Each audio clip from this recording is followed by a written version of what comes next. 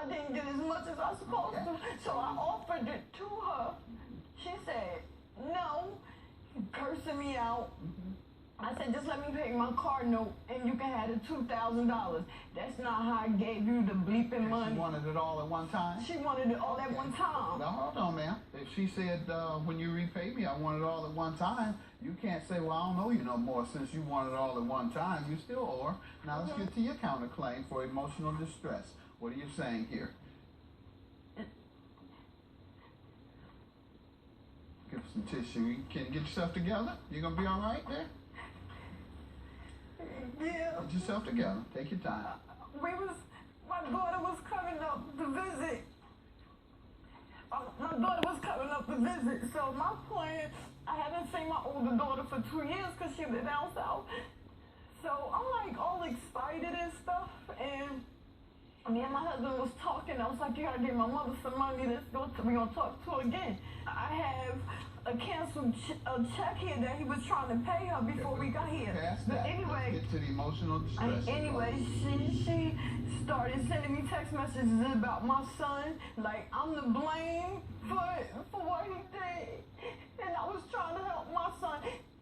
She's standing over there lying, trying to say that I ain't trying to reconnect with my kids. When I got out of jail, I explained to my kids and stuff that I was sorry, and it was, All right, that's kind of normal. So, what you must do to prove emotional distress is that she did something so outrageous and abnormal that you deserve to be compensated because it has caused you distress, extreme distress. I have a letter from my doctor. I have the text messages how I enjoy being molested. Oh. And I have the voicemail. You sent her that, man? I have the voicemail. I just got finished telling you, just like I just got finished telling you, she was still going over. Now to hear you say she enjoyed it. You didn't tell me that. You didn't tell me that part. You didn't say anything about her enjoying being molested. That's exactly what you were. I know you were. You were going to tell me and it's in the text message that she said she enjoyed it. Show it to me. It's in the text. Show it to me. Read where it says she enjoyed being molested. This is the worst thing I've heard in 17 years. And the doctor says this letter is to remind you that you have post-traumatic stress disorder due to the catastrophic experiences you have encountered in your life, especially when you are a defenseless child. You are currently having an exacerbation of this disorder after about 5 years of stability.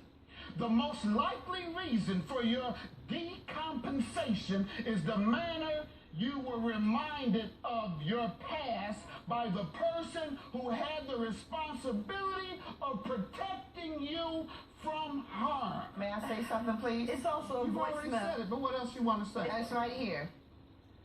And I said I didn't find out nothing about you or anybody until you was an adult. That's why I said you must have liked it because you kept going over. That's all I want to know. You said you must have liked it. That's like you said. I just want to know. You admitted that you told this girl that she must have liked it. Shut up.